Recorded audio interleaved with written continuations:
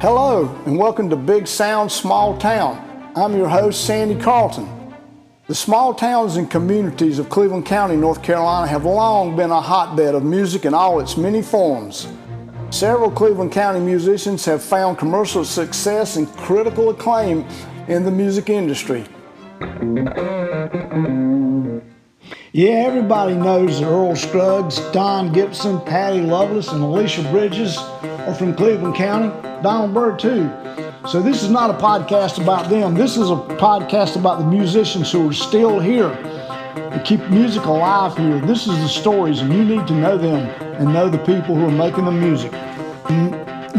This is not your normal podcast.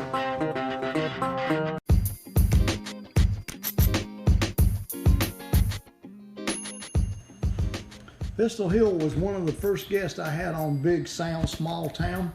Well, actually, he may have been the first guest I had on the show. We weren't really sure. I was not really sure what we were doing. And we talked on for a pretty good length of time.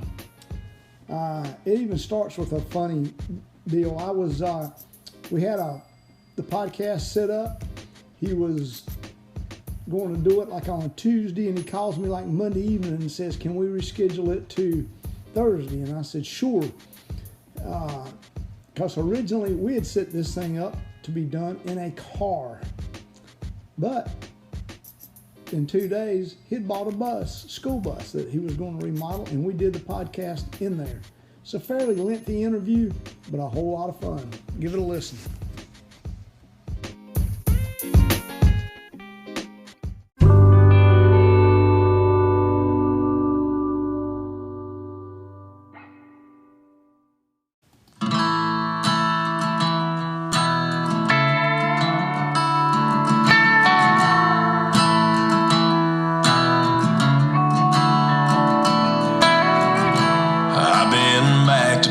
I thought I'd never go again. I've seen feelings taken, a hostage of my sins. I've been wandering wild in a city that is full of miles and memories of you and me, baby. I never said this before, but you deserve so much more. We don't have to make it right. What's been done, we could try something new, a different me, loving a different you.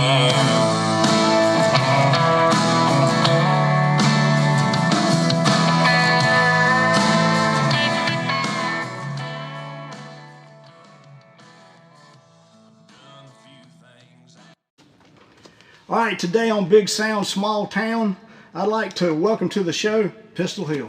Woo! All right, it's good to have you here. Yeah, thank you. I'm surprised I got you here since you live on the road. Man, I live here too. Sometimes one day a week. This is my day.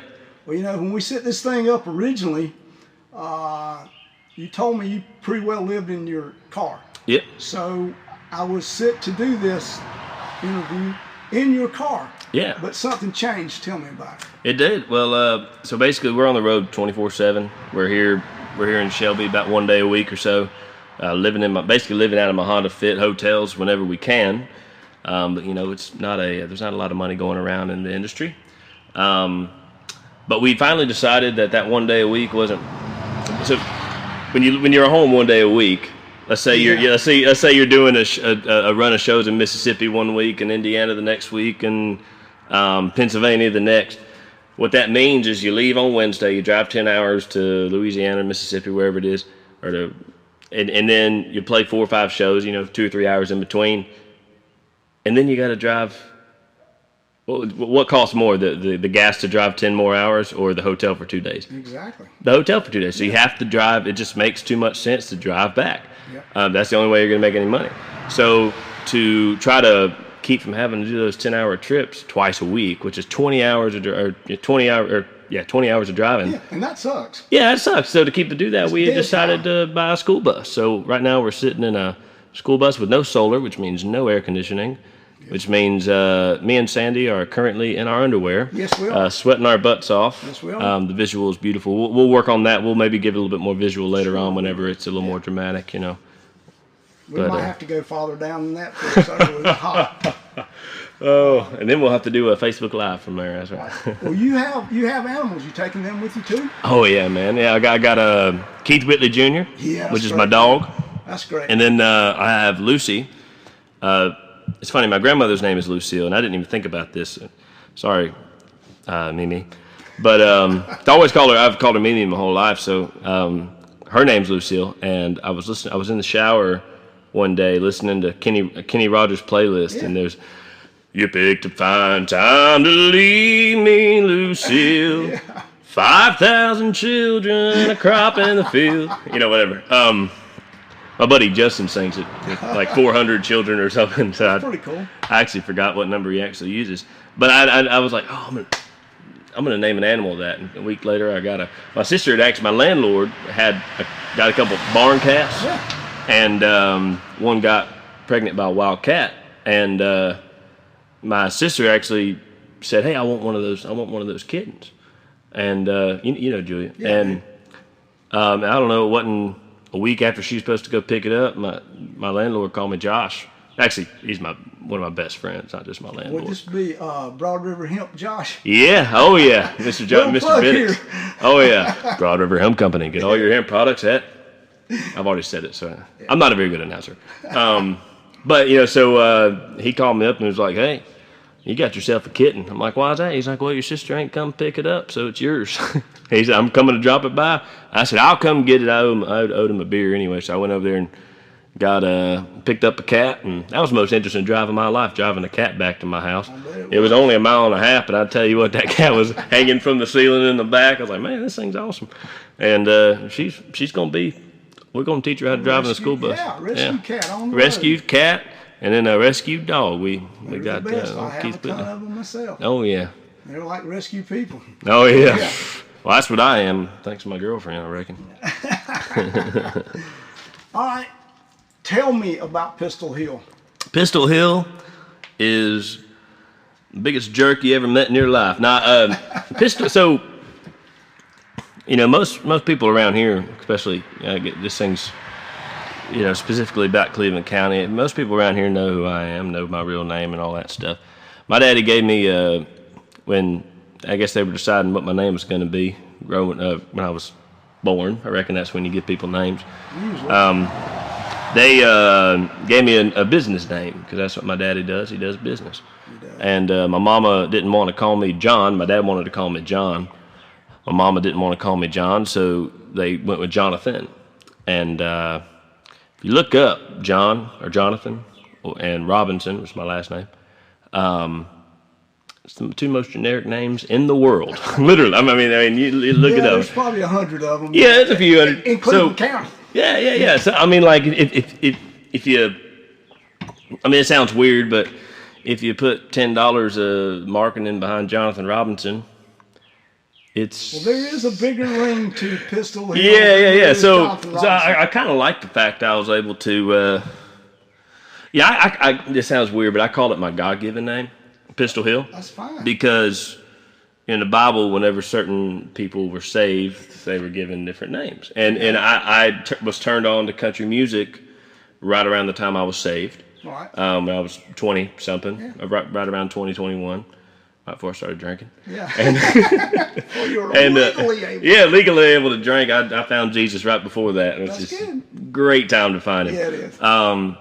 Yeah, and I kind of think that that the name just came to me. I was starting a band with a girl whose nickname was Pistol, and her last name was Hill, and we took all of our names and we were scrambling them around trying to figure out what was coolest, and we just ended up with two of hers, and she quit a week later, and I was like, well, it's too good to pass up. I'm keeping it. And it was like literally God just laid it in my lap. Well, it is a good one. And plus, if you decide to go with a band, you got your band name. Well, yeah. Well, I think at this point, I think the biggest mistake I see young musicians making is using band names. Yeah. It's like if the band breaks up, or if one member leaves, technically, legally, they can keep you from using that name. So I just go by Pistol Hill. That's great. It's a lot easier. Plus, everybody calls me Pistol now, so it's like... It's a good name. I mean, it's a standout name to separate you from Jonathan Robinson. Oh, yeah, well, you know, sometimes, you know, Ansley will... and she goes by Miss Pistol. She has a blog and a blog. And she'll... that's a good story. She did that just to mock me because basically people at shows would come up and go, "Hey, are you Miss Pistol? Oh, you must be Miss Pistol." And so she did that to mock them. But I tell you this, it's... Did she also actually come up with Accidentally on Tour? Actually, we were when she was trying to come up with her blog name. We were just blurting out ideas, and I think I yelled it out or something. And I was like, "You kind of it's kind of like you're accidentally on tour." And she was like, "That right there, that's what I'm using." So she actually ended up using Miss Pistol as her. She didn't want to use Miss Pistol until she decided that it was funny that she could mock people with it. So, or mock me specifically. But you know, she ended up going with Accidentally on Tour for her handle or whatever, and cool. Which is cool because it's very. I think she liked the descriptiveness of it. But of course, she'll probably when she hears it, she'll probably be like, "Hey, you know, that's not true at all, Pistol." Well, it's funny. I love Pistol too because she'll start yelling at me or something, or not really yelling. She'll be, she'll be yelling at me about something like clean your room or clean up your office or whatever. And she'll go, "Jonathan." I'll be like, "Who's Jonathan? I don't know." You know, I really sometimes she'll say, "Jonathan, do this or that," and I'm like, she must be talking to somebody else. I mean, just naturally, I don't even think of it anymore because everybody calls me Pistol. Okay, the route you took to promote yourself, your career, you could have gone to Nashville. You're an excellent songwriter. You could have taken that right to Nashville. Man, you know, this is something I'd have a different story about this every day. Well, whichever one you want to tell today, we'll take. I don't want to say. I guess the easy way to say it is I didn't really want to go mainstream necessarily. Yeah. I mean.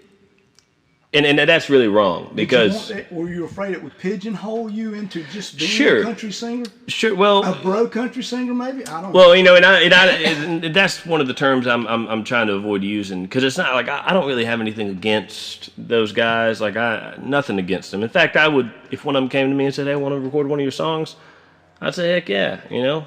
I mean, I think Chris Stapleton's a great example of how to approach all that. It's like there's respect in what they're doing. I mean, there's a lot of guys who do what I do, and they say they spend.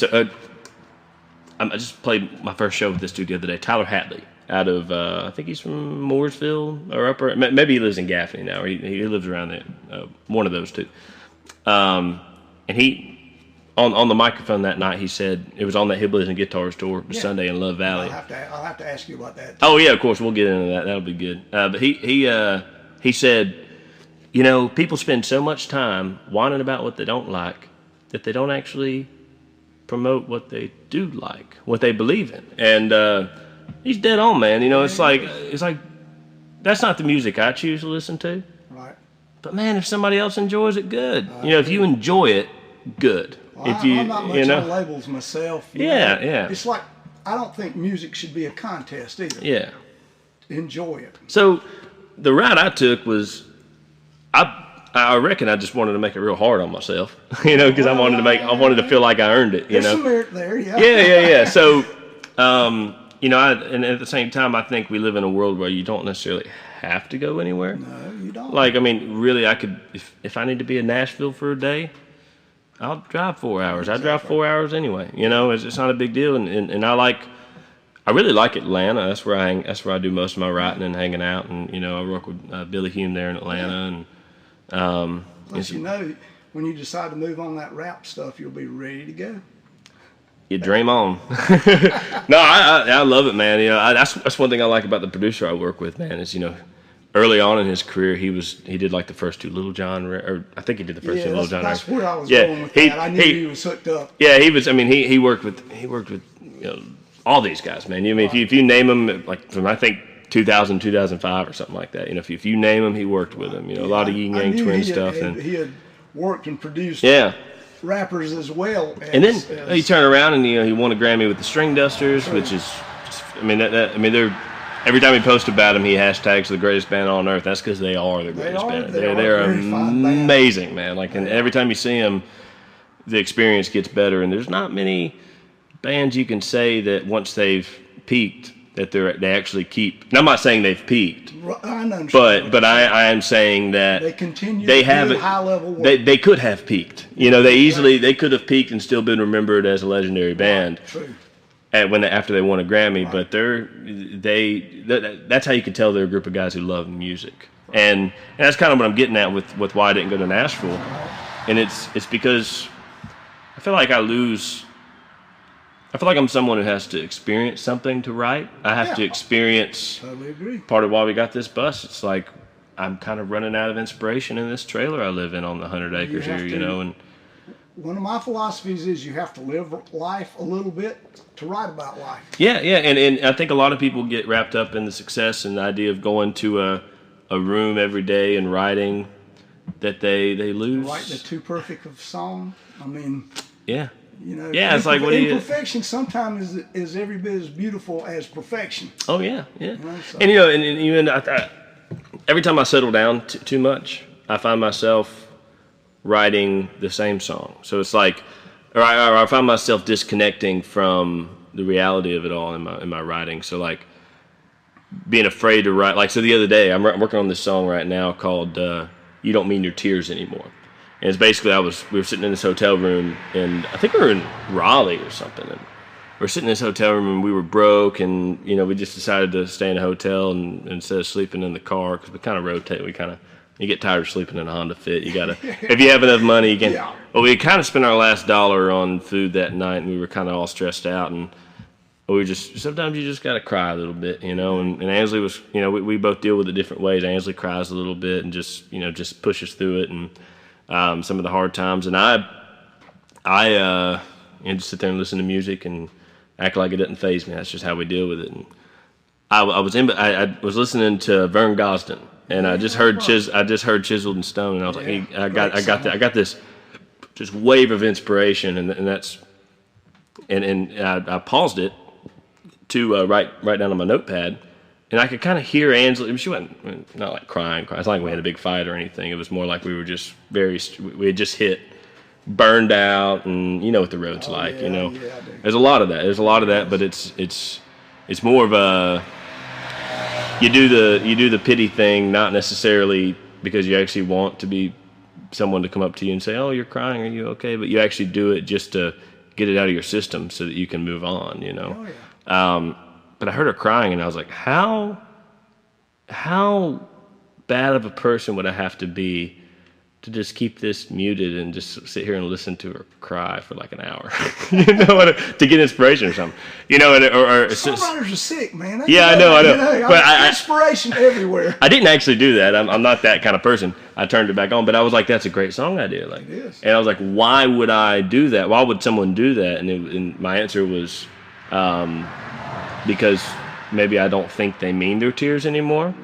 So I'm sitting there listening to them cry because it's like someone lying to you. When someone lies to you, you play that lie back over and over and over in your head. So sitting there listening to this person cry with your headphones in, making them think that you're listening to music, maybe even you're mouthing words, but really just sitting there listening to a cry like, I can't believe this person's faking this right now. Like she's really trying to get me to apologize for nothing, you know, kind of thing. Now that was not what was going on, but that was what I got out of it. And you know, I got this cool little song out of it. You know, I don't think you mean your tears anymore. I think you just like watching them fall to the floor. And when I say I'm sorry, you say we're through. Unless I find a way to make it up to you. And I'm betting you're bluffing. I'm guessing you're crying over nothing. No, I can't be sure. I don't think you mean your tears anymore. I don't know. I got that chorus out of it right there, you know. You're not going to get that anywhere where a guy's going to preview his song. You just heard it. Oh, that's all I have of it so far too. So yeah. it's bound to change. But you know, I want to write like that, and I want to write like I want to be remembered for my songwriting, not my. I mean, I performing's where my heart is. You're a songwriter, no doubt. I mean, yeah, that is one of the things that we share. It's songwriting. Yeah. You just happen to be a great vocalist to go along with it. I'm lucky, yeah. But but it is about the song. I mean, I know that about you. You can feel it with you right there. I mean, your inspiration too. I mean, it just doesn't come to you in the middle of the night. You live life, you pick it here, you pick it there, whatever. Actually, you take what life gives you and write about it. Yeah, and that's. I reckon that's back to where this started with why I didn't go to Nashville or Atlanta or whatever. And I spent a lot of time there, but that's the point is to. Do you co-write? Oh yeah, with tons, with as many people as I can. My favorite. I'm just going to go ahead and ask myself this question: what's your favorite co-write, Pistol? Yes, well, my favorite co-write was. Well, I write with a lot of great people. Justin Clyde Williams, probably my favorite guy to write with. I don't get to do it as much anymore because he writes with a lot of cool people. That he doesn't have as much time for me, Justin. He's one of my favorites, man. And Ben Rawl out of Atlanta, Georgia, and I muttered his last name because I hear it pronounced many different ways. I want to make sure I don't do it wrong, so I'm just gonna mumble it so he doesn't get mad at me. But he used to play in a band called the Big Sky Band out of Gainesville, Florida. Toured with like Tabitha Secret, which is Matchbox 20, all them boys. He's probably one of my favorite songwriters I've worked with. Him and Justin. He actually produced Justin's record. So yeah. And then Billy Hume, man, my producer's great. And I've gotten to work a little bit with Priska Strother out of Atlanta, Georgia. She is. So it's just not male oriented. Yeah, but no, dude, no. And it's not genre oriented either. I mean, Ben's kind of a rock guy, folky rock guy. There's passes rock. He is kind of folky. That's how you grow. Priska's non-genre. I think it'd be rude to try to pigeonhole her because she's just. I mean, I guess you'd call it pop rock kind of stuff if you had to do something. She might show up at my house and beat me up for saying anything. I should have just said all genre, non-genre. But my favorite moment, my most, and I only wrote with this guy one time, and it was very short. It was like for an hour and a half, maybe 2 hours. But my most interesting experience songwriting was a guy named Elliot Bronson, and we cool didn't. Name. Yeah. Well, he recorded with Dave Cobb. Okay. Or his first record his last record was with Dave Cobb. And he plays a lot with Priska too. But man, if you look him up, you'll love him. But he, it's not even so much that we didn't write, we didn't do much writing. We spent a lot more. But the one thing he taught me, trying to think of the best way to say this. The one thing he taught me, and it was something that I had never experienced before, was that a song is so much more than the chords you play and the lyrics that you sing and the melody. It's more than that. And I always heard this thing, and I think we all hear it, is you can't write a new song, I reckon. This is true. There's a lot of mumbling going on here because I've never actually said this before, but people say you can't write a new song. He taught me how you can write a new song, how you can, and it comes down to phrasing, and it comes down to vibe, and it comes down to you have never written this song, and that is unique, and that will never be replaced, and you can never recreate that, even if you sung the same lyrics the same way, with the same chords, same melody, same structure, everything. It's still not the same. It's still a brand new experience for the listener, and it's still unique. Now, Copyright Office might say something different about that, and sure, true. But as long as you can write, and he really, in that hour and a half, changed my perspective of songwriting, and that was my most interesting experience, I reckon. I like that. That's a good philosophy. I mean, because really, if you think about like every beat, like 1, 2, 3, 4, there's millions of places that you can start and finish a line in 16th notes, 8th notes. Oh, you can go down if you can break Pro Tools down to millions of little moments in between each beat, and you can really never replace the way that you specifically start and end within those. We all have a very specific spot that we do it. And I just never looked, man. I remember when I wrote with him, I did not write anything good for after that for a year. No, I'm serious because I was like, I got to rethink everything. But it's like becoming a good, when you learn something very important, learning how to apply it is usually the big. It's like learning it, having the knowledge, having the information. You still it's one have thing. to be able to apply. You still got to learn how to apply it. You still got, and that took for me. That took.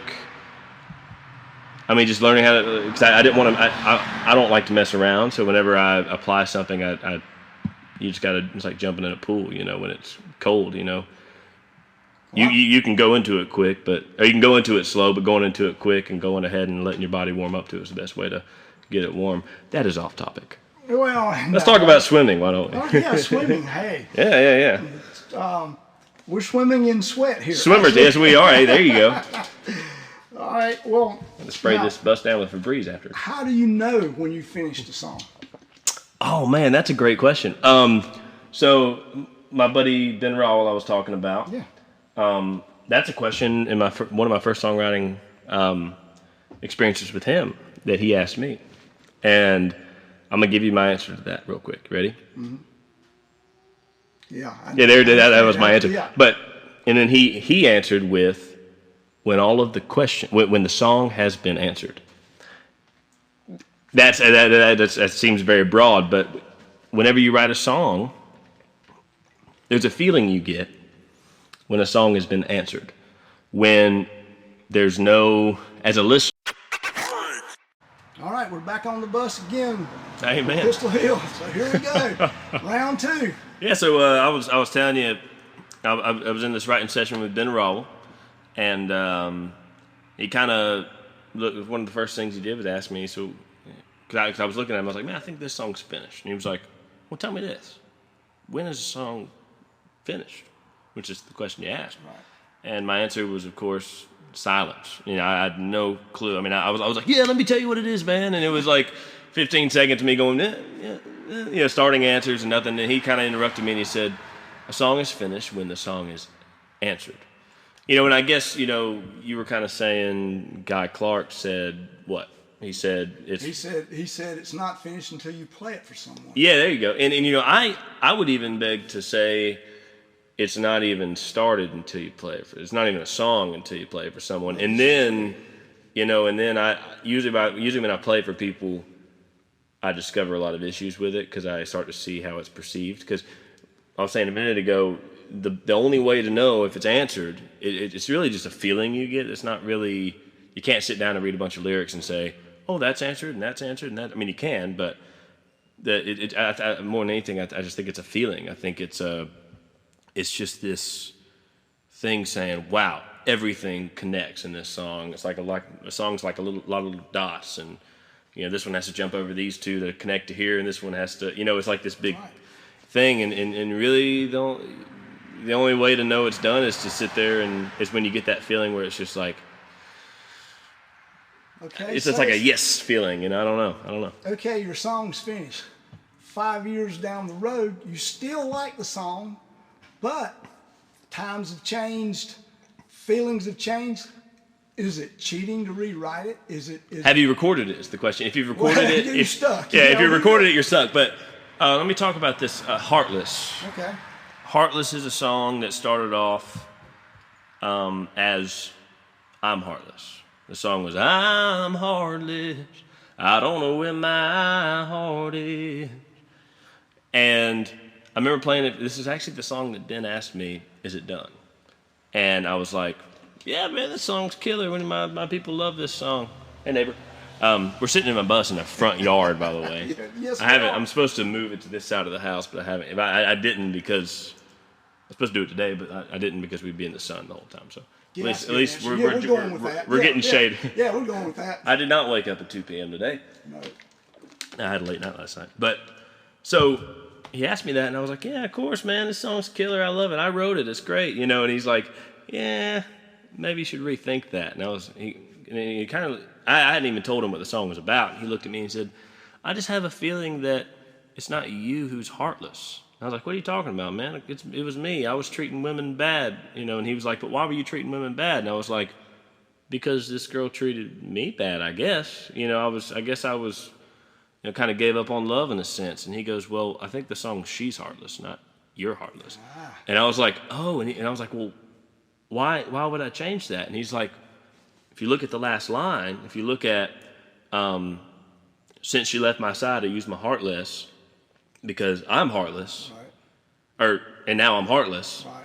He's like, you're already saying why you use your heart less. The one thing you haven't told the audience is that you do for like 2 seconds, but the more important thing to say is that she's heartless. So we changed the song to She's Heartless.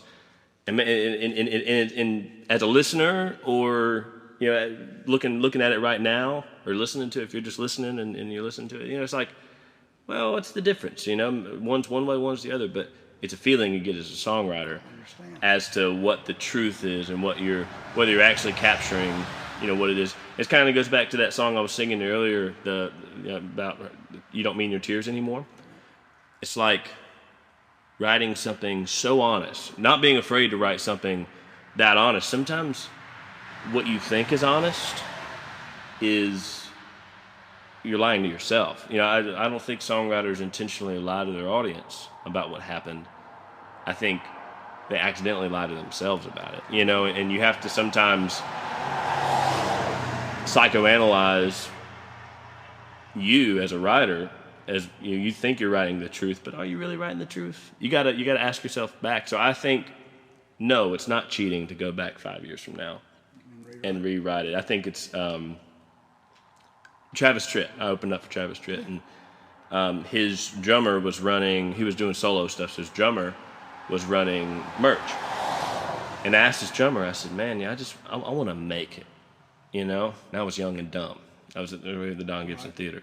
I said, I want to make it. What do I have to do to make it? And he goes, well, what are you doing now? And I was like, I just been doing music for a living for, 6 months. He goes, congratulations, you made it, man. I was like, oh man. But the one thing, right after that, he said, let me tell you this. And this is what Travis told him whenever he first met Travis. He said, I've never written a hit in my life, but I've rewritten like 20 of them. You know what I mean? And that's the thing. It's like, and that number may be higher, maybe a little lower. But, he had, he's like, rewriting is the key because we're humans. We're stupid. Sometimes it takes 4 of us to get something right. But have you ever had a song that you just loved to death, thought it was great, and no one thought it was great but you?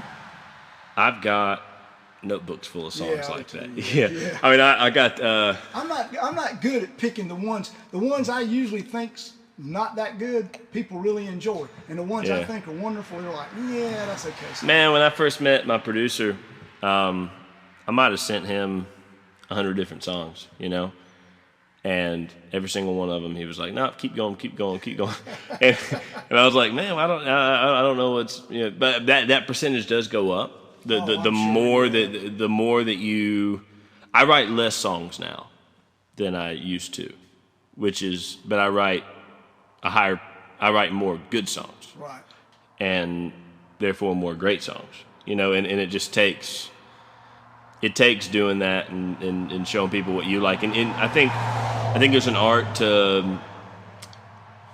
I think the songs that we like are the ones that give people a perception of us, that it's like, I want you to see me this way, but the songs that are important, and I was having lunch with a guy named John Clay, who's known as Kentucky John Clay, and I asked, I was Rich Henderson and him. Rich Henderson just headlined or played the main stage at Tumbleweed Music Festival. It's a big country festival in Kansas City, and I think Rich asked him, what do I need to be working on writing-wise? And all that John Clay said, he's like, both of you fellas are talented, but if I can tell you anything, it's make sure that you're writing important things. Don't just write things that happen to you, but write things that matter, and I think at some point you start to realize that you need to be less worried about how writing things that help people perceive you a certain way and worrying about how people perceive you,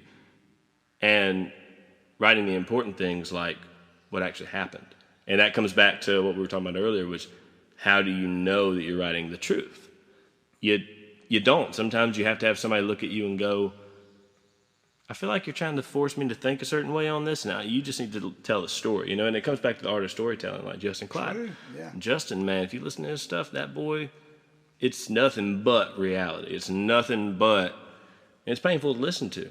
And not in terms of like it's hard to. Oh yeah, I know. Not like it's not an indie film, yeah. Yeah, it's a painful story. Yeah, it's a pain. It's actually it's addictive to. You can't help but listen to it, and it's, but it's just so much raw.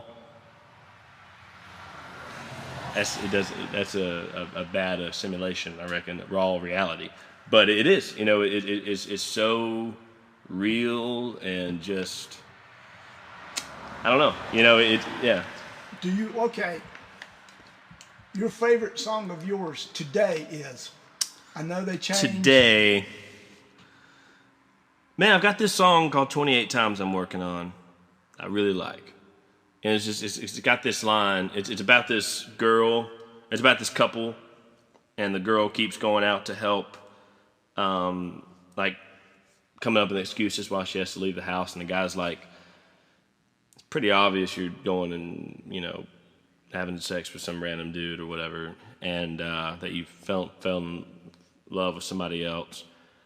But he doesn't really want to. It's kind of about that moment where you're like, I know this is going to end, and I know it's got to end, but I'm not really quite ready for it to end. It's like the moment. Every time something falls apart, there's also a moment where it's falling apart. And some people let the falling happen longer. Sometimes it takes longer to hit the ground than others. And the reason I like the song is mainly because of this one line. And it's like, how's it go? It goes, sometimes after you leave, I lay here and pretend that you don't cheat. I'm not alone, you don't cheat, and I'm a strong, strong man. And it's just kind of real and. Can you do a little bit of that without your guitar? Yeah. Oh man, I might need my guitar. Okay, well we can come back to that because I thought. Yeah, let's come back to that at the end. I'll play a little bit. And that'll be good. You can use your editing skills to plug it in right there. What little I have, yes. Yeah. Yeah. Play it right here. Do you have an all-time favorite of your songs? Yeah. Whichever one my voice doesn't do that in. Yeah, you know, I like. Wow, that's a hard question. I guess my favorite lyric is in Heartless. And it was actually, with Justin Clyde helped me write it, actually. I know I'm talking a lot about him. But go listen to his record, you'll know why.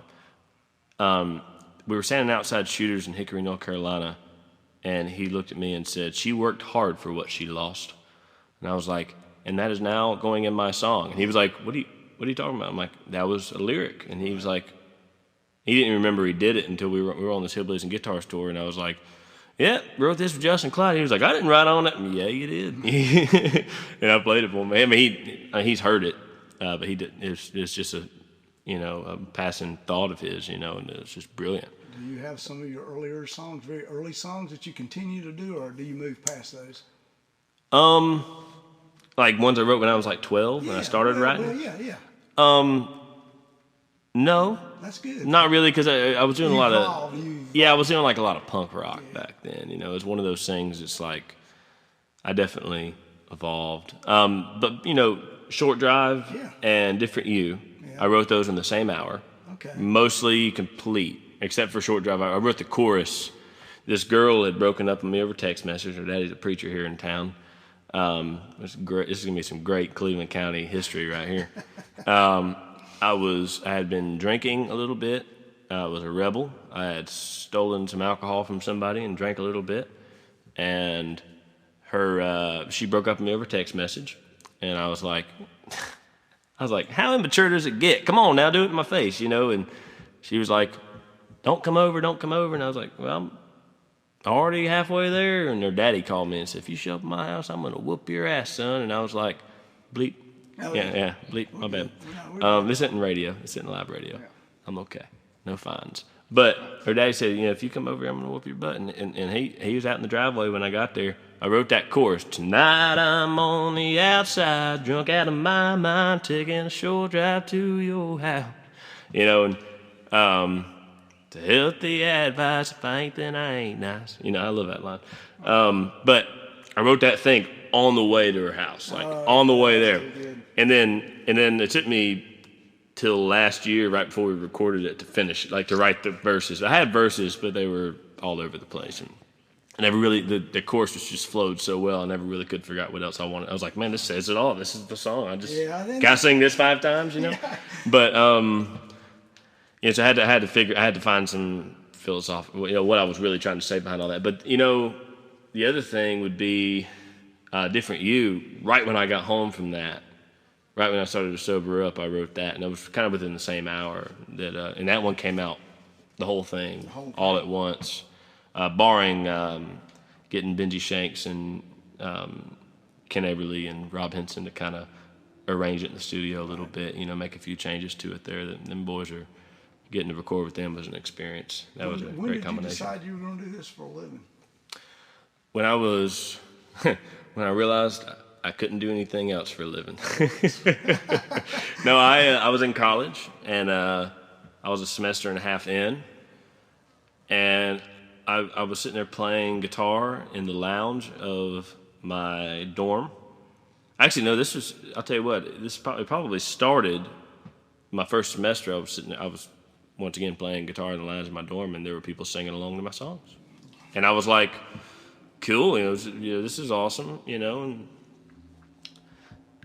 I just, by the third semester of that, by the second semester, I knew what was going on, but I didn't know how to tell my dad that I was done. Yeah, no one wants their child to be a musician. Yeah, and I have a song about it, Worth a Damn. People, my dad telling me, son, you got to be born in California and have a lot of money to do all that stuff, and it's stuff that. When he told it to me, I hated him for it. Well, yeah. But now that song's kind of about, and the song's kind of about like how, it was actually smart and wise for me to just ignore what my dad was saying. But at the same time, it's got a very generous tone to it because can you blame him? Can you blame him? Everything he said made sense, I try to talk people out of being musicians. Yeah. At the best of the end of the rainbow, it's still a traveling second, third shift job. Yeah. With no insurance. I mean, and you might end up living in a school bus. And that's if you make it big. There's 2 types of poor.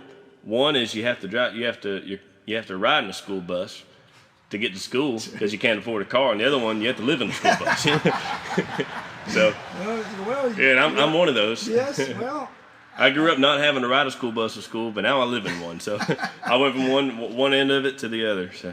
Well, depending on your perspective, that is also success. Dude, for me, it's major success. Like, my whole dream in life is to, I grew up in a business family. And in business, you don't always, you spend a lot of your time, and I'm going to maybe makes people mad here, but you spend a lot of time suppressing your creativity. Oh, you do. To protect your family, to protect your financial situation. Teachers spend a lot of time suppressing students' creativity. And I have a hard time talking about my teachers. I have Jeff Jones, Shelby High School. Yes. Mr. Lineberger, Shelby High School. Mr. Heffelfinger. 3 teachers that specifically encouraged creativity. Me. And I did great in all of their classes, except for Mr. Heffelfinger, because I had too much fun playing pranks. But I was also a senior at that point, and I already knew I was going to graduate, so I was cool. But there are 3. That was my life falling down. I'm not sure if that picked that noise up or not, so it may or may not make sense. But there are 3 teachers who specifically, but looking back, a lot of my teachers, and I don't blame them for it because I think that it has more to do with the education board, telling them what to teach and telling them you have to do this. And if you go to college, if you don't go to college, you're screwed, basically. And I don't want to encourage anyone not to go to college. I think college was a great experience for me, but I also wasted my dad's money. I was blessed to have a father who could help me pay for college, but I also wasted his money because about a semester and a half through, 3 semesters through, a year and a half through.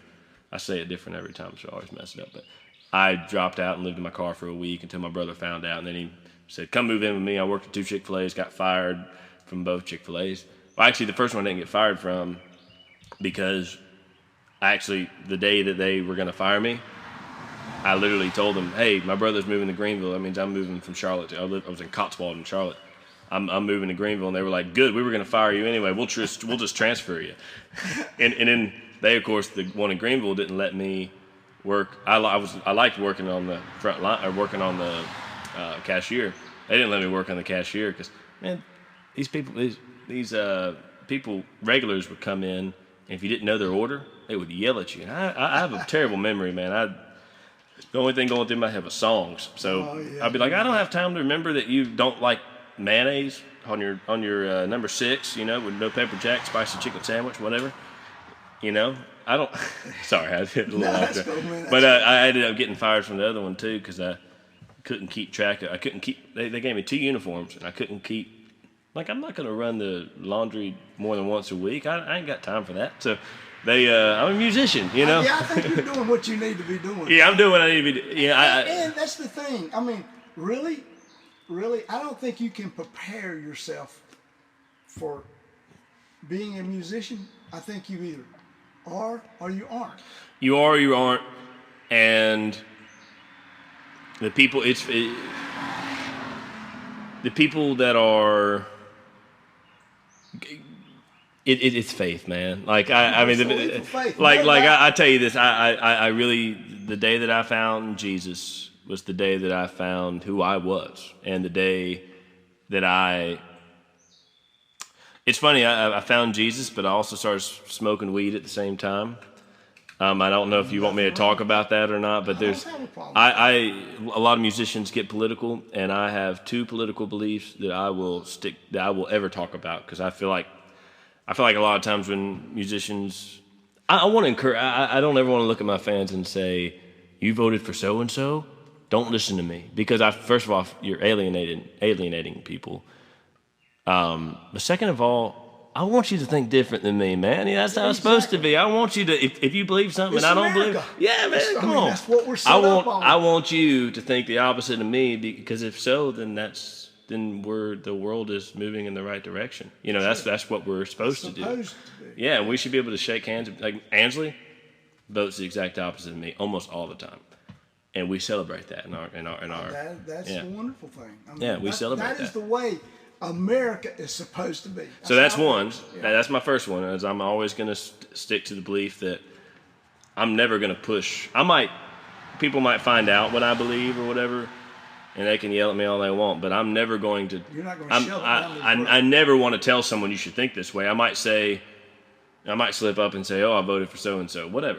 Who cares? But the other thing is marijuana. I think that if you can drink alcohol, then you should be able to smoke weed.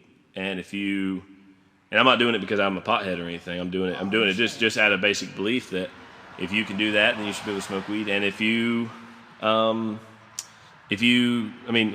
something wrong with the smoke, then cigarettes should be banned. And if you have something wrong with the high, then alcohol should be banned. So it's like these days there's edibles. Yeah. Oh yeah. There you go. There you go. Actually, I run a lot, and there's a ton of runners who do that for the medicinal part. Yeah. There's a medicinal benefit. I don't know how many of them skip the THC part and go to Broad River Hemp Company in Shelby, North Carolina, Lafayette Street. Yeah. Sure. Ask for Josh or Scotty. Yeah. Or Crystal. Yeah. Maybe we'll get a plug out of this. Yeah, I know. But actually, Josh, if you're listening and you'd like to sponsor the what's the name of the podcast? It's a Big Sound, Small Town. Big Sound, Small Town podcast. See, I told you my memory was bad. I'm on a podcast. I don't even know the name of it. I was on a radio show the other day and I forgot the handle and I just started blurting. I just mumbled through the handle. I was doing something very similar. You forget what towns you're in? Oh yeah, dude. Yeah. Are you kidding me? Yeah. When you travel as much as I do, people ask me, "Oh, where are you gonna be tomorrow?" I'm like, on the road. I'm going to be on the road. Somewhere. Yeah, somewhere. And I look, usually Ansley knows because she books all the shows. Right. But so she is your booking agent. She's much more than that. She's my booking agent. She's my manager.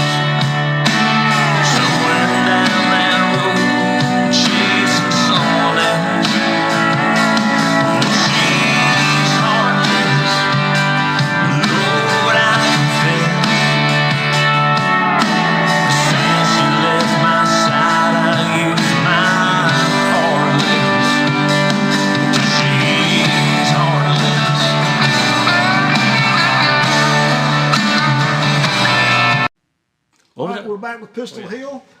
Round 3. Just so you know, we're 2 chatterboxes sitting in a school bus in the blazing heat, and that is why we keep on maxing out the length of time that you can talk to a computer. And I think you have the bars counting. Oh, no, it doesn't. No, yeah, you're good. We're good. I'm not a engineer by any means. We're musicians. We're not engineers. Yeah, we're... So you might be in trouble with this before it's over with, because it's like giving the keys to the kingdom to serfs instead of kings or bishops. Yeah, exactly.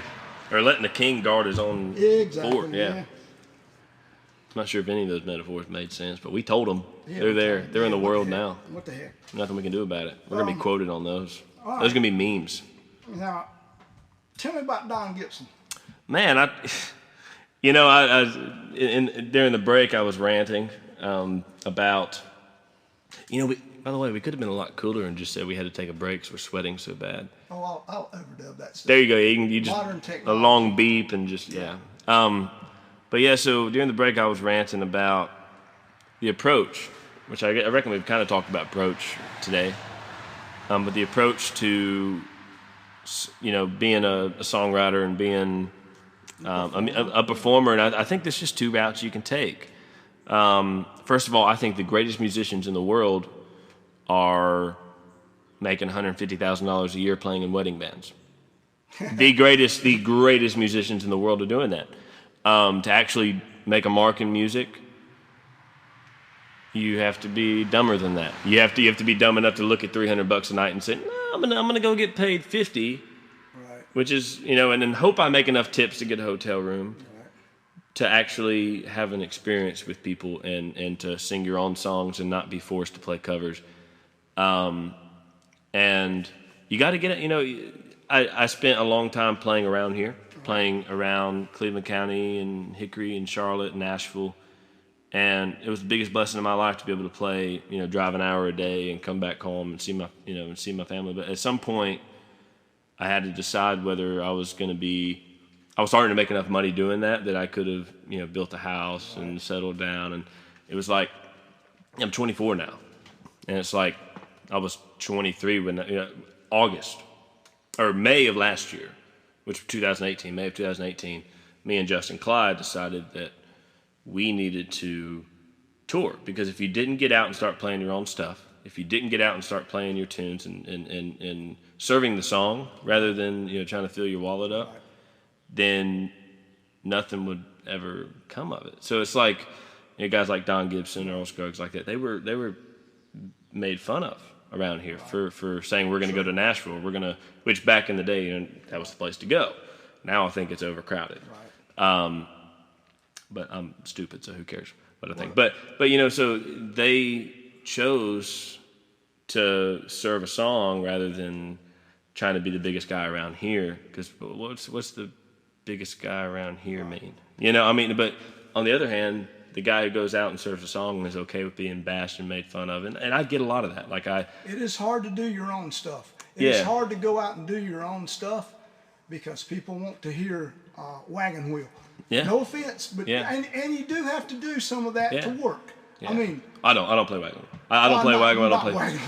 I used to play Freebird, and the only reason I played Freebird is because I was playing with one of the most talented players around here, Mr. Derek McCoy. He is one of the most fine guitar player. Fine. He's more than a fine. He's a great guy, and he's a great guitar player. But I just couldn't. I couldn't imagine finding a better picker around here. We used to play Freebird, and it was only because it was that much fun to play with that dude. Right. But I don't do that stuff. I go out and I book bars and. Do you do covers these days? The first 40. If I'm doing a 3-hour show by myself, the first 45 minutes is all original. Okay. I start shows off all original. I do my stuff, and then after that, it's a mixture. It's half and half. But I've learned if you book a show and you walk into a random bar and you play your originals every single night. First of all, because you're playing your originals every single night, and bar owners, listen up here, because this is what's wrong with if bar owners here would stop forcing bands to would actually demand that bands start off playing originals. The first 5 songs. I've walked into bars and they have signs that say, if your first 5 songs aren't originals, then you're leaving. Those are great. Yeah, That's a great place to play. But you know what happens when bars do that? First of all, the people that play there, their originals get a lot better. Oh, yeah. Because they're forced to. So therefore, the audiences actually like the originals. Right. And therefore, the audiences actually sit there and listen. They listen. Yeah, They and then later in the night, they do whatever, especially on a 3-hour show. Right, I mean, you're going to want to do whatever. So I end up doing all kinds of stuff by the end of it. But I make sure that my first 45 or my first hour and a half or whatever is always mostly original. And because of that, I walk into bars who tell me, like, they'll book me saying cover only. That's great. I walk up in there and play. They don't know the difference. You know why? Because I play them every night. Right. And therefore, there's a vibe that you get from cover songs. True. That and it's this feeling of this artist has heard them a million times, played it a million times. It's exaggeration. But sometimes it's not. Yeah. Free birds. If we said tens of thousands, then it might not be an exaggeration. But my point being that there's a vibe from that you can't replace. True. When you've played a song that much, and if you encourage more people to play more originals that often, like they do in Nashville, where there's all these guys, the songwriters, the performers are up there playing covers every night, learning to perform. The songwriters are in songwriting rounds twice a day, learning how to write songs. And it's like if bars would encourage people to do it, or if more artists would just do it, and start treating them, taking themselves seriously, and taking I think a lot of people write songs and they're like, oh, well, that wasn't very good. Well, no, it wasn't. Maybe it wasn't, but you got to write. Sometimes you got to write 99 to get a good one, and it's. Plus, the old adage, I can make $50 doing my own songs, or I can make $50 doing someone else's. Yeah. I'm not going to make. If you go into you can make $300 playing someone else's. But I tell you what, the experience and what are you going to spend that extra $250 on? Probably dinner, a meal somewhere, or a vacation somewhere. But if you go play your own music, the experience of that, the experience, it's somewhat spiritual. The spiritualness of that is you cannot replace that with a vacation. You cannot replace.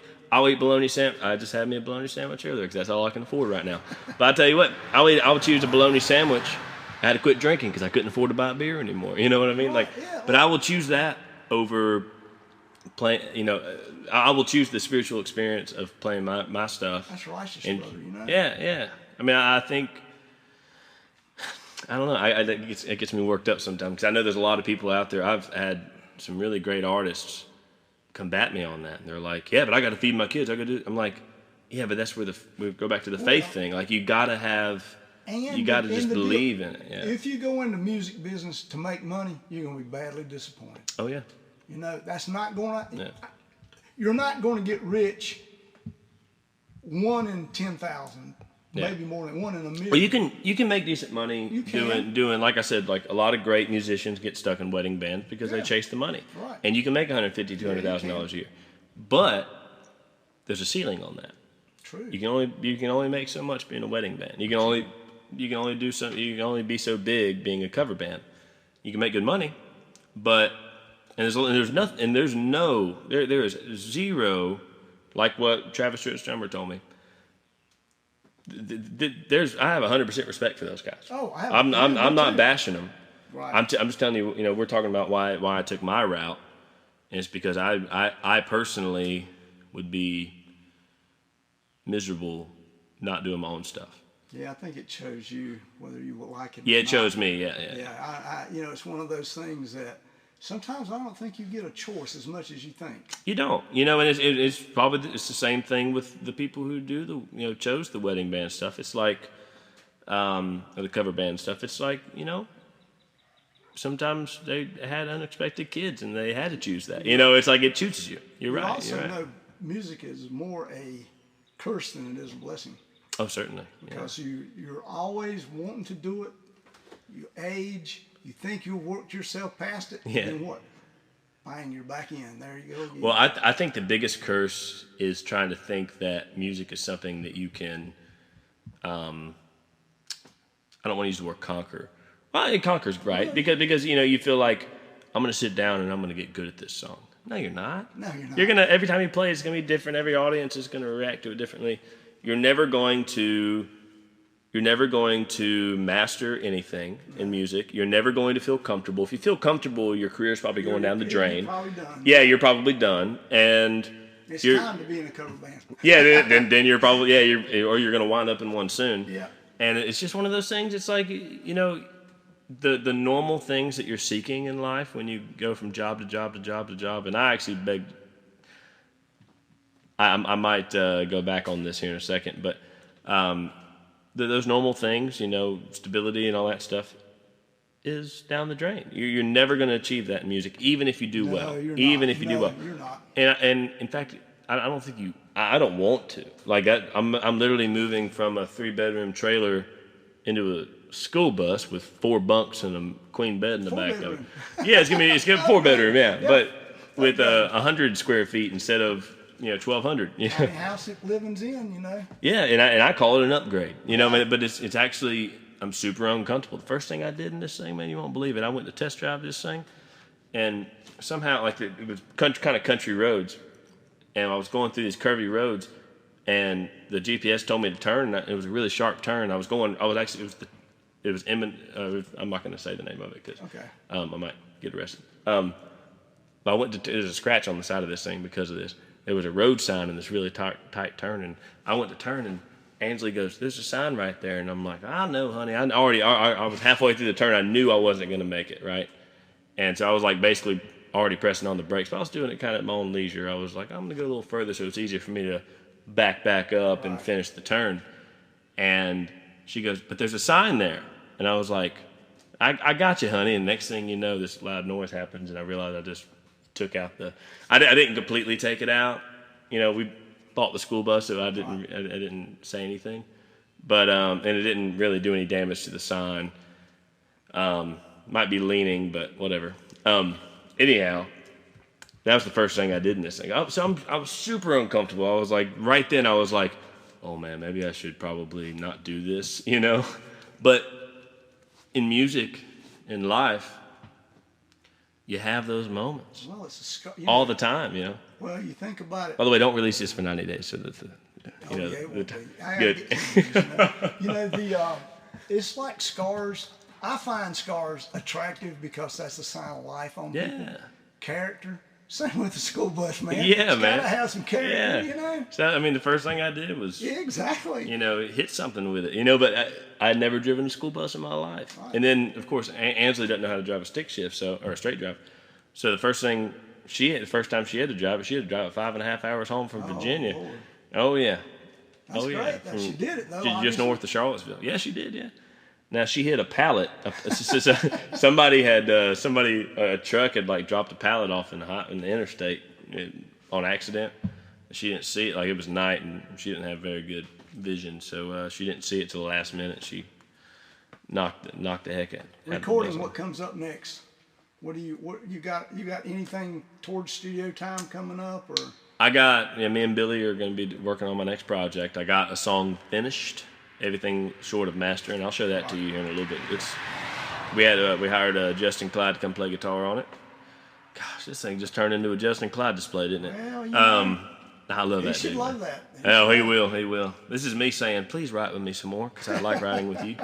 No, but I hired Justin Clyde to play guitar on it. We had Benji Shanks play on the other stuff, man. And between the two of them, I have a hard time figuring out who to hire for this stuff because Billy knows so many great people and they've all been so kind to me and just Ken Aberly played drums on a guy Mark Christensen named Dog played some drums on some stuff and Robert, a guy named Robert plays bass on Prisca's project Prisca I was talking about earlier and Rob Henson who used to play for Corey Smith. Yeah. And Kent plays for Christian Bush, and Benji plays for Christian Bush, and he plays a lot with Blackberry Smoke. Just so many great guys. But this one we had Dog, and or Mark Christensen. Everybody calls him Dog, but I think he's trying to get people to call him his real name. It's Dog with an A and a W, by the way. Of course. He's a cool dog. Georgia guy. Yeah, exactly. Exactly. Yeah. So, we had him and Billy plays lap steel and all of it, which is, man, I'll show it to you in a little bit. His lap steel work's just beautiful, dude. But we're going to get it mastered, and we have a music video coming out for Heartless. Oh, that's good. Then. Yeah, we had a guy who, his name's Connor Pinnell. Once again, I'm really bad with last names because I never actually hear people say their last names. I just see them on Facebook. But he worked with Stephen Perez on a movie that Billy, my producer, did a soundtrack for, and he's got a series on the Thea Network, the THEA, it's the Atlanta network, for like independent films and stuff. He has a series called Americana that he produces and directs, and he did a music video for Heartless for that. So it's pretty simple, but it's pretty cool, man. And you just finished a tour. Tell me a little bit about that. That's funny calling it a tour because it's like, man, I'm kind of always on tour. Because like I was talking earlier. Okay. Yeah. A series. Let's call it a series. Yeah, that's what I do. Yeah, that's probably a better way to put it. You are always on tour, so let's call this a series. Yeah. So it's called the Hillbillies and Guitars Tour, and I was telling you earlier about me and Justin wanting to get out on the road and play our own stuff and just rough it out kind of thing, and that's what we did, and it was last year, 1st of May, my first tour ever, his first tour ever, and it was the Hillbillies and Guitars Tour, and it was just song swap. This year, starting in August, I started touring full time, so it was nothing but being on the road and playing across the nation, and we cover about 20 states or something like that, basically the nation. Within a year or two, we'll be nationwide. We'll get to California and all that stuff, but we're taking it. We're a piece at a time till we've been aggressive. It's time to take a second and make sure we're a little too uncomfortable for a moment, But so the Hillbillies and Guitars Tour, we decided to do it bigger this year. I didn't actually plan on doing it twice. It just kind of happened that it was one of those things God gave me. It was like, hey, this is you're touring in the traditional format, which is having somebody opening up for you all the time. But the song swap thing was a very unique experience, and you can bring it back, and you can do it. You can do it with 4 or 5 guys this time. So we did 3 guys. It was me, Marty Brooks, and Justin Clyde every night, and then we had like Tyler Hatley on one show. We had a 4th rotating guy every time. The first night in Hendersonville was just the 3 of us, and then for the rest of the time, what we did was 11 shows in 11 days, which is tiring. And it's funny, like the day I got done with it, we drive all the way back from Valley, Alabama, to here. Wait for about 2 hours, and then drive to Virginia to pick up a bus. But and we fed our dog too. No, that's good. For the animal lovers out there. That's part of why this bus is here, is because we're kind of feeling like we're gonna get get our animals taken away from us from leaving my home. The more and more we leave my home, we're like, man, we got to get this dog. We got to get our animals on the road with us. We love them too much. There's a band in the future. October. Just got moved to October. Yeah, it was September. Yeah, so the band. For the non-musicians, putting a band together and getting them on the road is the biggest challenge. It is. But you have to do it. You have to learn how to represent your sound, because I owe my fans every night the best representation of my record as possible. People love me touring around solo. I never had anybody complain. Never have I had somebody say, that didn't sound like the record or that whatever. Right. But I also know that I want to play. I mean, we go in the studio and we work. Billy works his butt off, and I work my butt off, and everybody works their butt off at creating all these melodies and all these beautiful moments in the song. And I can only represent so many of those acoustically. Sure. And not just that, but sometimes I get with a band, and it's like they've learned all those parts, and they're like, man, I've drifted so far from the record. It's easy to do, especially by yourself. When you have a band, you kind of have a bunch of guys saying, well, you can't do that because I got to, this part's, people. This is the trademark lick. This is the trademark lick, and I got to do it. But when you're acoustic, you work those licks in when you can, right. And sometimes it gets far away from it. So it's I'm hoping. So the Hillbillies and Guitars thing originally was going to be what I did. I was going to be the way that both of us, me and Justin, were going to do it that way for as long as, kind of to help each other grow. So what changed? What changed was,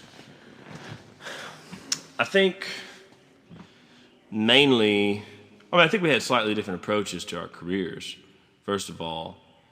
And that's nothing, like neither one of them are right or wrong. It's more like, but also I realized touring with other people was like actually a hard thing.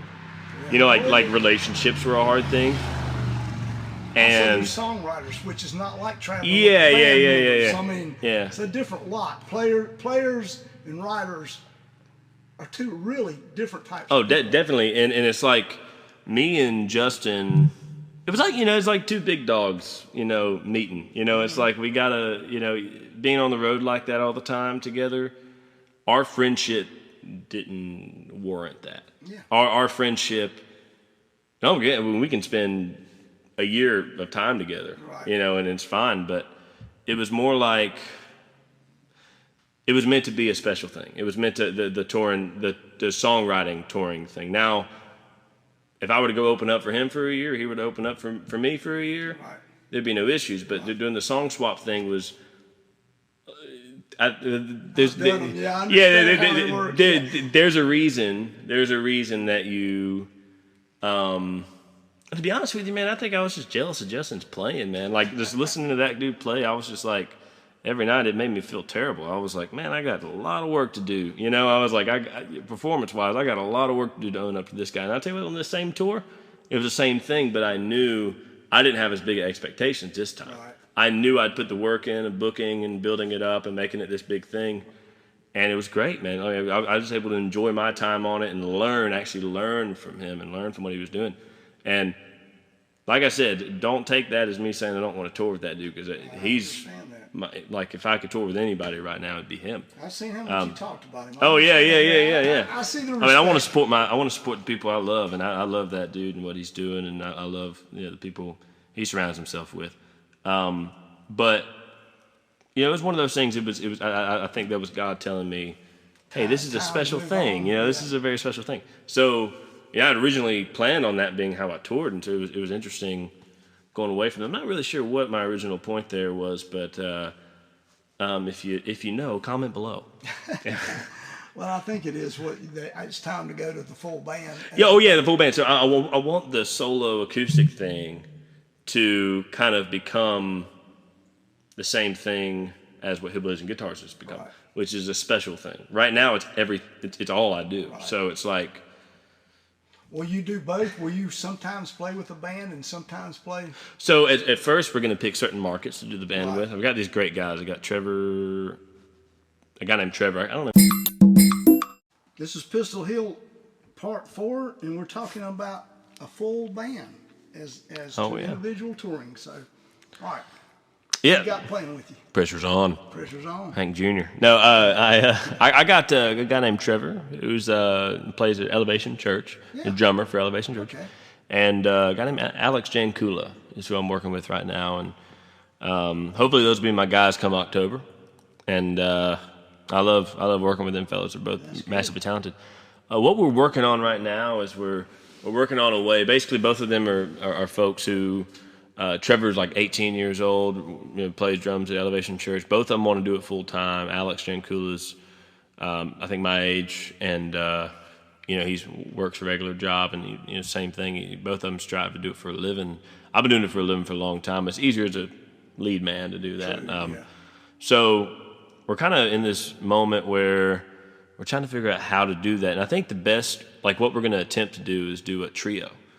Now, covering the sound of, we're going to do it as a trio, so that, because my goal is to get the sound out, or my concern is not necessarily how we get the sound.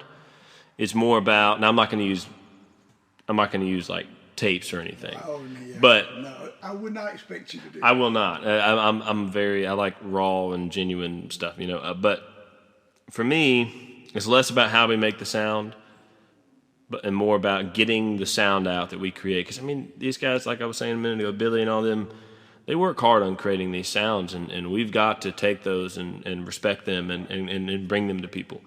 They're not messing around, and I'm not messing around, you know. And what we're trying to figure out how to do is a trio. It's gonna be fun. It's gonna be an experiment. It's gonna take a lot of hard work. One of them is a bass player, and one of them is a one of them is a bass. One of them is a bass player / guitar player. He's great. He's great at both. right.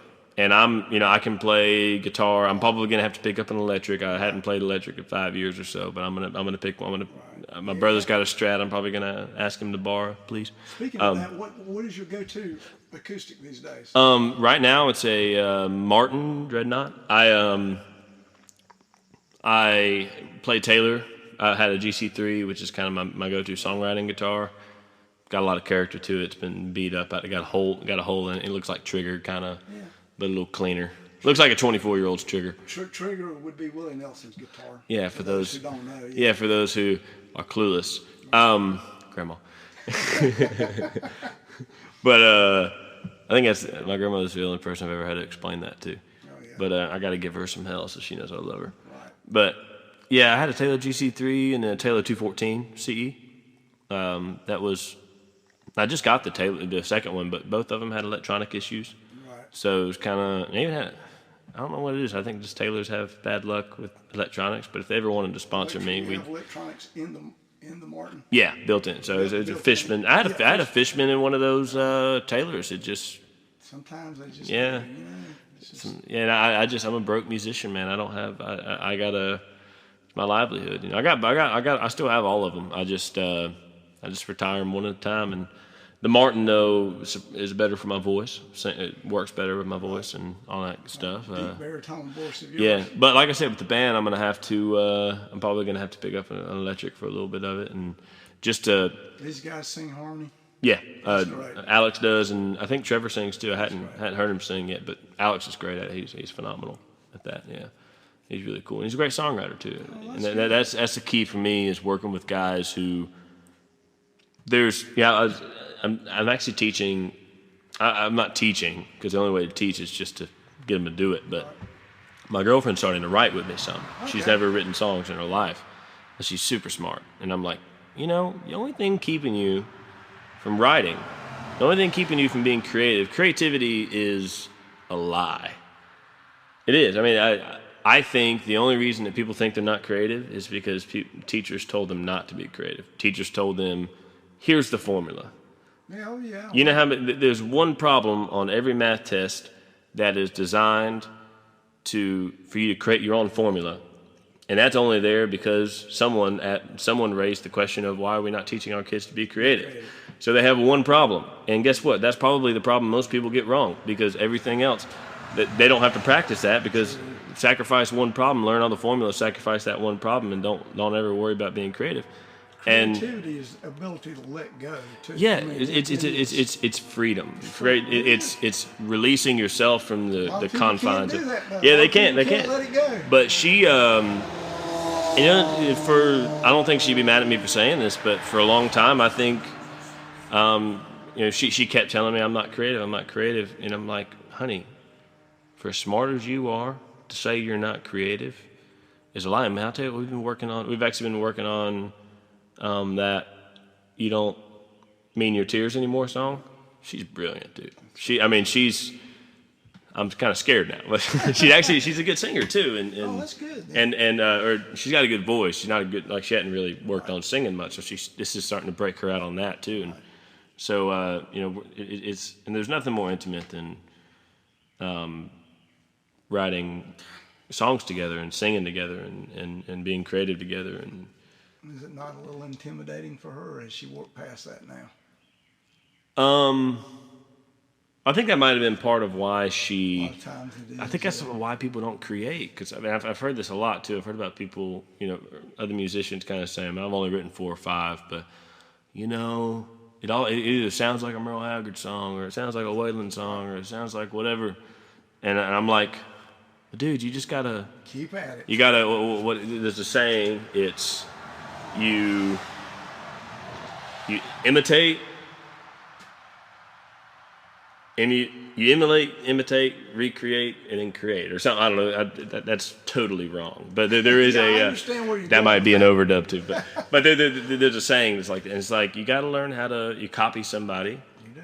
and then you learn how to be like that. So it's recreate, emulate, and then create. So you learn how to play a cover, and then you learn how to play that cover just like they did with the same phrasing and tone, and then you learn how to take that and that knowledge you got from doing that, and how you learn to be like them to learn how to be like yourself, and then you create something super original. You do. Yeah. You do have to study others to get to your voice, your place. So I think she's in a spot right now where she's just starting that process. Right. So yeah, I'm sure it's intimidating, but I think the intimidation.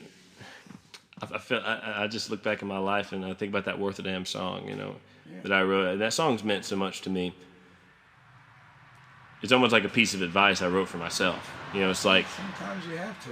Yeah, it's like the smart thing to do is actually to ignore the people that tell you, "Oh, don't do that." It's like, well, why not? Is there really any reason why you shouldn't write an essay to get a grant for a podcast? Yeah, exactly. Should you, you're probably not going to get it, Sandy. You're probably not going to. But You know what I mean? If I don't, I won't. Exactly. No, if you don't, but look, every time I've taken a risk or a chance or taken a leap towards something, it's turned into something like this. It's turned into. It's never what I thought it was going to be. Right. In fact, usually it turns into much. Usually, I'm thankful that it's not what I thought it was going to be. Like I thought I was going to go and be a superstar. I did. I got into music thinking I was going to be I think everybody does. fucking rock star, man. You know what I mean? A bleep rock star. But I see now you can cut out where I said fucking rock star, and you can just use the bleep rock star, and it's self bleeped. Anyways, but I'm so thankful I'm on the path I am because I'm actually writing. I'm taking the route that my heroes took. The guy, Waylon and all them. I know they were in Nashville, but at the same time they went out and they also honed their craft a long time before they ever went to Nashville. Yeah, exactly. You may wind up there at some point. Oh, I probably will. Yeah. But it's about honing that craft in a real way. Yeah. If you want to find me in 3 months, I'll be in a bus at the Kmart parking lot. Set up, you'll see that there will be a fold-out picnic table with an umbrella, and I'll be sitting there sipping on lemonade. Do you ever think someone's going to pick up one of your songs and record it? Do I ever think that they will, or do I want them to? I know you want them to. Oh, yeah, of course. No. How important is that to you? Oh, no, Okay. I'll tell you, where I am right now, I'll do this for the rest of my life. Okay, yes. To some degree or another. But whether somebody picks up one of my songs, I've had Big Machine come out, and they never really explained to me what it was, but I'm pretty sure it was the publishing side of things because I know it was a long time ago. I was really young in my career, so I know they were just, all these big record labels have talked to me before, and they talk about. They tell me they know where I am. They keep track of everything I do. They're going to change a bunch of stuff about you too. Here's the thing. I think that's wrong, and I'll tell you why. It's part of why I do what I do. I think that if you go searching for a record label like that, and you're telling them I want you to make me big, then of course they're going to change. They're a bank. That's all they are. Yeah, they are. So. Of course they're going to do that. Right. But if you do like me, where it's like, if I ever get a record deal, it's going to be a distribution deal. It's going to be somebody, or maybe not. But either way, it's going to be because I created a demand for it. I'm not going to them and begging for them. And they don't. I don't think record labels want you to anymore. I think it's a different market. Yeah, and it comes back to songwriting too. Like somebody recorded my songs. Nobody records the songs that get cut. These days are cut by successful artists. They're cut by true, and they're custom built. Yeah, like Eric Church is recording Travis Meadows tunes. Right. Travis Meadows is a famous songwriter because he went out there and he had some great big hits, but at the same time, he's also a touring artist. True. Chris Stapleton. Yeah. Great example. That dude was touring with the Steelwoods, or not the Steelwoods. The Steel Drivers. Yeah. Steelwoods are also a great band. They are. Jason, amazing. But you know, all these guys. I think you have to make a name for yourself as a songwriter and have fans, because there's a lot of value in me. Like, let's say you can record a song by me, or you can record a song by Travis Meadows. Right. The song that you record by Travis Meadows is immediately going to be bigger. Of course. And probably better, because he's a much more experienced songwriter. True. So it's like, why would you not? So I think it's more like, yes, I want someone to record my songs, because whenever they do, that'll tell me that I'm at a spot in my career where I can be proud of, you know. But do I want them to record one now? No, because, well, I mean, yes, but no, because there's this thing that a lot of artists don't think of, and it's called, I call it blowing up factor. If you, Cleveco. Yeah. Sorry, I had to think of the name of your band. Cleveco. If Cleveco blew up right now, would you actually be able to take advantage of it? I would, but I'm not sure. Yeah. Of the guys in the band Well, exactly. It would, and it's much more than being talented enough. It's much more than having the songs. It's a life-changing experience. Yeah, and it's having, like, me and my girlfriend work every day. Me and Ansley, I never call her my girlfriend. That's kind of, I feel weird saying that, because she's like the CEO of this whole thing. All right. I'm the creative mind. She's the CEO. But gotta have both. And she's starting to get creative, so it's scary. But you know, we work every single day to make sure that the business side of things are. 'Cause that's the hard part. Like, we're creative all the time and all that stuff, but there's still another side of it all. You know, it's the side of it all that we don't really talk to our fans about. We don't really gloat. We don't talk about, except for experiences like this, right. You know, the inside scoop kind of stuff. But you got to have that together. You got to. You do have to have that. Because think about if all of a sudden, if I blew up. Yeah. Right now, I don't have a band. I do, but I don't. You know, right. I don't have a band practice. It's a life-changing experience. All of a sudden, there's so many moving parts. Right. Do you actually have the right team? And then if you have to start adding random people, I've been slowly building a team, which I like that process, because you learn how to trust each other and all that stuff. But if you blew up, all of a sudden you have these random people coming in to do all these important jobs. Can you trust them? Do they really know your vision? Yeah, exactly. There's so many pieces. It's like, I like the slow growth. I'm cool with the slow growth. It's kind of like if you would win the lottery. You think you want to, but then, this is a lot of money. Dude, that is a perfect metaphor for it. It's the same type of deal. I mean, you want it to happen, but no, you really don't. I'm not ready yet. Yeah. I remember walking in my first session with Billy Hume and saying, man, it was my first time listening back to the tune, listening back to what we were doing, and me and my manager at the time were like, oh man, this is gonna be. It was Brandy Bottle. No, it was Different You, and we're like, oh man, this is gonna be so big. This is awesome. And he goes, well, he goes. First of all, this might be the best thing you've ever done, but it's not. Yeah. You know, you can do. It's relative. You are going to get so much better. Like, this is going to be so much bigger. Down, you know, what you do, you're going to keep growing. As long as you put the work in, it's going to keep growing. You're going to get so much better. Second of all, you don't want this to blow up. And I'm like, yeah, dude. Like, dumbass, what do you? Yeah, yeah, dude. Of course I do. Clearly, you didn't earn that Grammy. You know what I mean? Like, clearly, you don't know what you're talking about. No, but he really does know what he's talking about, and he did earn that. He probably earned it 10 times over, to be honest with you. But it's one of those. Yeah, it's just one of those things, man. Like, you know, you got to be smarter than yourself. True. You know, you got to allow for people to tell you, hey, you don't want to blow up yet. Oh yeah, he's right. You know, I don't want to put $10,000 behind this song because, or in terms of promoting, because that $10,000 is going to be wasted whenever my career falls apart in a year and a half because I wasn't ready for that. Yeah, you know, exactly. and being willing to just let. And sometimes it's just hard to be that person all of a sudden. I mean. You've been Pistol Hill, but now you've got to be the Pistol Hill, dude, which is different. Yeah, think about the patience that guys like Chris Stapleton displayed. I mean, waited his time. Dude, he waited his time. He earned every minute of it. He never stopped working. Nope. He never got discouraged. And he exploded. And he is such a but he didn't really. He exploded, but. He didn't explode. His ego didn't explode. No, it didn't. He is still humble, and he is able to continue to make great music because nothing changed in his life except for the fact that he had a little bit more money. Yeah. You know, he had a little bit more money and whatever. I mean, he's having a kid and he probably is able to afford to actually relax a little bit now. But he had already, for years, he's developed a workflow of writing great songs and touring and all this stuff before he was doing all that when all he could do was appreciate it. True. So now that he's got enough where he doesn't actually have to work as hard, he still works the same amount because he actually loves it and he appreciates it. You also know as an artist, it's just like it's with anything. You get too happy, it's hard to write.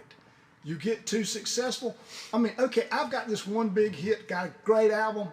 My next 3 suck because it came too fast. I've had a lifetime to get these songs. Now I got to write. Record company wants me to write 10 new now, and it's like I've had a lifetime to do this. How am I going to do it now? Can I have 12 more years? Yeah, exactly. Yeah, So I mean, a lot of stuff. It's you know, do you want to make it past that?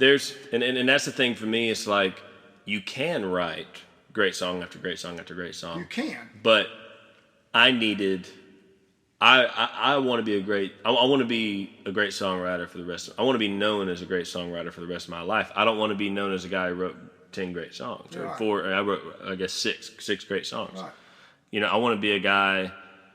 Or one. Or one, whatever, if you listen, whatever, and it's just like I have a big album has a #1 song on it, and the rest of the album sucks. Yeah, and it's like also want to be able to tell and I get the guys who record other people's songs. You know, they're performers. They're amazing performers. And I will record other people's songs. I'm sure. Oh, yeah. I don't mind. Every good songwriter I've ever known recorded other people's songs beside theirs. However, they were original tunes. They weren't doing a cover. You know, they were doing. They were. And they were honoring other songwriters. Yeah, exactly. And it's like, man, I just I want my fans to experience me, my life. They are helping me create. They're giving me the ability to create this journey, or to have this journey. They are a big part of it, and I just want to be able to tell my story to them and not have to rely on other songwriters and other to have anything to say. Like I want to. What's the point of doing this if you don't have something important to say? Well, I came into this wondering about your vision, your plan, and amazingly, you satisfied all that with me. You have a vision, you have a plan. You know, I like what you're delivering. Well, thank you. I'm obsessive over it. Plug your stuff. What medias are you on? I am on CNN and Fox. Okay, yeah. No. I am on. Those are contradicting statements of it. Well, at least you covered both bases. Yeah, I did. I was like, hey, I just made everyone happy. You have Instagram. Yeah, I have Instagram at Pistol Hill, I believe is the handle. I have Twitter. Don't use it very often because I don't know what a tweet is necessarily. I just whenever I have something to say and it's less than 100 characters, I do it there. I have a Facebook in which I'm on Instagram and Facebook. I'm posting every day, where can we get your music? You can get my music on Spotify, all digital outlets. So Spotify, Apple Music, Google Play. I don't sell physical CDs. Do you do merchandise at your shows? Yes, I do merchandise. I have T-shirts and all that stuff, and we're about to revamp. I was about to say I don't do physical CDs right now, but I will in the future. Okay, I wondered about it because it is a digital age, and that is a hard medium to sell these days. I mean, trust me. We just finished a project, and all I hear is, "Are you on Spotify? Can I download it here?" Yeah. CD? No, man, I'm not interested in buying a CD. And it's one of those things. It's like you can make more money selling CDs, but and you do sell them. But at the same time, eventually you're going to have to learn how to make money streaming, so you might as well go ahead and do it. That's what I've always been told. The market today, you need to be tapped into it. So I'm cool with it. I think there's some rights issues that have to be worked out for songwriters and stuff. I think be patient and it'll work out. Is what I think. The whole music world evolves around a songwriter. I don't care how much talent you have. If you have a bad or you don't have good songs, you're not going to get there. Yep. But if you might get a record or two, but the people that are successful have either been good songwriters or dependent on good songwriters. Yep. Yep. They make all the difference in the world. Yep. Songwriters are the backbone of all of it, man. You can't have a good tour without a good song. Live shows would suck without good songs. And as a songwriter, sometimes you can be successful and not famous. Yeah. You know? Yeah, you can. I mean, totally, man. I mean, You're walking right into the Walmart and nobody knows who you are. And fame's a weird thing, man. It's a weird thing. Bigger There's a difference between fame and success, I guess. Oh yeah, I mean, it's funny. I can walk. I was walking around Statesville the other day before a radio show I was doing, and I got stopped multiple times. It was the first. I mean, it was the first time I'd been stopped by. I've been stopped in towns like, oh, you're Pistol Hill or whatever. Mostly because like Ansley will be wearing one of my T-shirts, and they'll be like, "Oh, you're that guy. Look at that. She's wearing your T-shirt." Yeah. Did you just pick her up? No, we've been dating since I was in 8th grade. You know, we've been dating a long time, but it. I don't know. You know, it's a weird thing. It's weird getting noticed. It's weird people coming up to you like that. But I guess they recognize you. Sometimes don't even know you, but they recognize you from your like Instagram account. Yeah, something like that. You know, it's like, oh, we're coming to your show tonight. Like, we'll be out eating dinner, and we're just walking around or whatever. But it's Are you Pistol Hill? That's what people do. Are you Pistol Hill? Yeah. And I can already tell that, you know, it's weird, and it's, you know, it's a weird thing, but at the same time, it's like it's satisfying to know that I don't mind it at all. Right. Any degree of.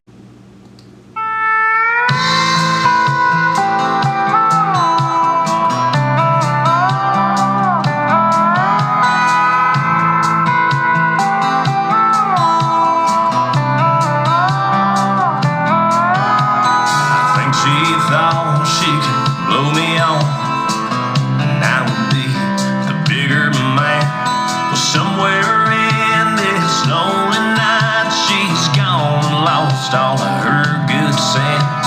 There ain't no secret I was sort of drinking. When I get to drinking, till I start thinking things intends to lead me in the state of mind I'm in. I have a night I'm on the outside, drunk out of my mind, taking a short drive to your house. I know that it ain't right, and your daddy's outside.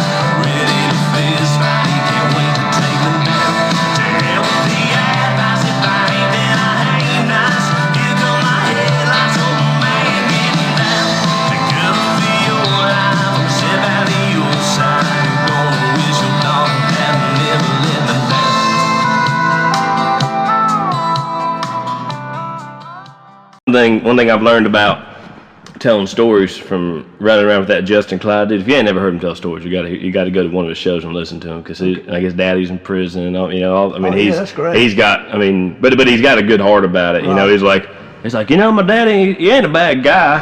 He actually is real smart, just like Justin's intelligent as it gets, man. And he's like, you know, my daddy's a great guy. He's smart as it gets. You know, he did great in school and all that stuff. He just couldn't. He was almost too smart for his britches. You know, he couldn't help but do something stupid like cook meth. Yeah. And so he's sitting there telling stories. He's like, you know, he couldn't help but do something stupid like cook meth. And he's doing this. He's telling this on a microphone, a room full of people who know his dad. You know, and he's like up in New Corner Pubs in Mooresville, where he grew up right down the street from there. Him and his daddy did. That actually is near that crossroad is near. That's exactly what I was thinking when he said that. I was like, is he talking about like the Davidson side of? Yeah, it would be the Mooresville side. Yeah, it would be there. Because there's like the Riverview Raw Bar, which is the south side near Charlotte and Lake Norman. And then this would be farther north, closer. That's where I hang out. Yeah, that's where I play a lot. It's up there, kind of near. Man, there's a venue up there just shut down, like Horse Feathers. Well, I don't know, but there used to be a venue there that it's called the Lake Norman Music Hall. Okay, yeah, I've heard of that. They used to have like George Jones. In fact, I saw George Jones. I had a brother who opened a show for George Jones in a band that he was in, and George was down in the green room for the show, and I was down there with him. And he was drunk and walks out with his Martin D45 hung around his neck. Bang, knocks the whole headstock off of it. What? No way, man. Bass players up there got the lines running. You know how they warming up weights. George Jones. George Jones. But you know, he walks out there and knocks the head off of it. Hold on, I gotta go back and get. He never got out of the basement. They were vamping for 20 minutes while somebody went and found him another acoustic guitar to play, and led him up on stage because he was so drunk. No show Jones showed up. He showed up. Sometimes they wish they didn't, right? Yep. Was he really there though? Is the question. Well, it could have been someone else. You're right. Incognito. These days, man, you never know. Never know. Everybody's got a baritone anyhow. They do. They do. Let's see what that sounds like. All right, let's see.